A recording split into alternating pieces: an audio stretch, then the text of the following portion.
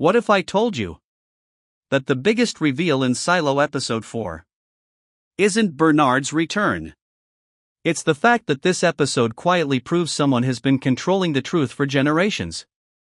And once you notice it, you start looking at every previous episode completely differently. Hello everyone, and welcome back to Ghost Frame. After watching episode 4, I realized something that completely changed the way I look at this season. Most people walked away talking about Bernard. And honestly, that makes sense. His return is easily the biggest shock of the episode. But I don't think that's what this episode is really about. Because underneath every conversation, every flashback, and every decision Juliette makes, there's a much bigger story unfolding. A story about control, about manipulation, and about people who have spent generations deciding who gets to know the truth and who doesn't. Episode 4 doesn't hand us the answers. Instead, it quietly starts connecting pieces that have been scattered across the entire season. Pieces that didn't seem important before, but now feel impossible to ignore. And once those pieces come together, you begin to realize that the mystery of Silo was never just about what's outside the bunker. It's about who built this system, why it still exists, and whether anyone has ever actually known the full truth. So in this video, we're going far beyond a simple recap. We're breaking down the hidden details, the visual clues, the biggest character shifts, and the theories that episode 4 quietly sets up for the rest of the season. So grab your coffee, because there's a lot more happening in this episode than most people realized. Let's get into it. Let's start with Juliette. Because even though Bernard's return dominates the conversation, this episode actually belongs to her. One thing I immediately noticed is how different Juliette feels compared to the beginning of the season. Earlier, every decision she made was about survival. Finding a way out. Finding food. Finding someone she could trust. But in episode 4, her priorities begin to change. She's no longer just trying to stay alive. She's trying to understand the world she's been thrown into. And that's a huge turning point for her character. Because in Silo, the people who search for the truth usually become far more dangerous than the people carrying weapons. Another thing that really stood out to me is the pacing of this episode. At first glance, it feels slower than the previous ones. There aren't as many action sequences. There aren't constant cliffhangers. But I actually think that's intentional. The writers want us to pay attention. Not to explosions, but to conversations. To silence.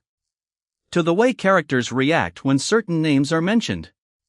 To the hesitation before someone answers a question. Episode 4 is constantly rewarding viewers who pay attention to the smallest details. And then, just when you think the episode is simply building tension, it delivers one of the biggest reveals of the entire season. Not just because Bernard is alive, but because of what his survival could mean for everyone else. And that's where things become really interesting. Now let's talk about the moment that completely changed this episode. Bernard. His return isn't just surprising. It's carefully timed. The writers could have revealed he was alive much earlier. Instead, they waited until the audience had almost completely accepted that he was gone. That decision makes the reveal feel earned instead of forced. But what really caught my attention wasn't the reveal itself. It was the way Juliette finds him. Think about where Bernard is when we finally see him again. He's no longer standing inside a control room. He's no longer giving orders. He's no longer surrounded by authority. Instead, he's trapped beneath the very system he once defended. Whether that visual symbolism was intentional or not, it creates a powerful contrast. The man who once stood at the top of the silo's hierarchy is now hidden underneath it. And that's exactly why this scene works so well. It doesn't just tell us Bernard has survived. It shows us that his role in the story has changed. Another detail I found interesting is Bernard's behavior. He's no longer speaking with the confidence we've come to expect. Instead of looking like the man with all the answers, he seems exhausted, cautious, almost overwhelmed by everything that's happened. That doesn't necessarily mean he's changed sides. But it does suggest that the version of Bernard we're seeing now isn't the same one we knew before. And that's an important distinction. Because if Bernard still holds knowledge that no one else has, then his value to the story has become even greater than it was before. Not because he's the hero. Not because he's the villain. But because he may be one of the few remaining people who can connect the missing pieces. And if Juliette wants to understand what's really happening, she may eventually have no choice but to listen to him. One of the smartest things about episode 4 is that it reminds us of something Silo has been doing since the very first episode. Nobody knows the whole truth. Not Juliette. Not Bernard. Not the people living inside the silo. And maybe not even the people who believe they're in control. Everyone is making decisions based on incomplete information. And that's exactly how the system survives. Think about everything we've seen so far. Every character believes they're doing the right thing. Some choose obedience. Others choose rebellion. Some protect secrets. Others spend their lives trying to uncover them. But almost all of them are missing the same thing: the full picture. Episode 4 quietly reinforces that idea again and again. The Washington flashbacks don't exist just to explain the past. They slowly reveal how a single decision, or even a single lie, can continue shaping people's lives generations later. That's what makes these flashbacks so important. They're not interrupting Juliette's story. They are the foundation of Juliette's story. Without understanding the past, it's impossible to understand why the silos exist in the present. And I think that's the biggest clue this episode gives us. The mystery of Silo isn't simply about what's outside. It's about how history was rewritten. Who decided what future generations were allowed to remember? And what had to be erased to keep the system alive? Which is exactly why every new answer creates even bigger questions. Because the closer our characters get to the truth, the more they realize they've only been looking at one small piece of a much larger puzzle.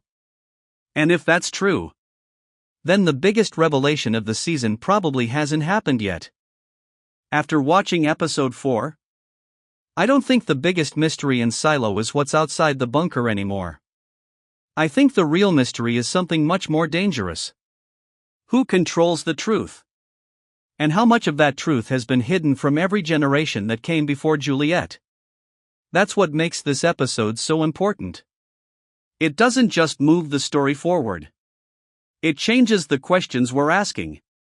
At the beginning of the season, we wanted to know who would survive. Now, we're asking who can actually be trusted. And those are two very different stories. If the rest of the season continues in this direction, we're probably heading toward revelations that will completely redefine everything we've learned about the silos.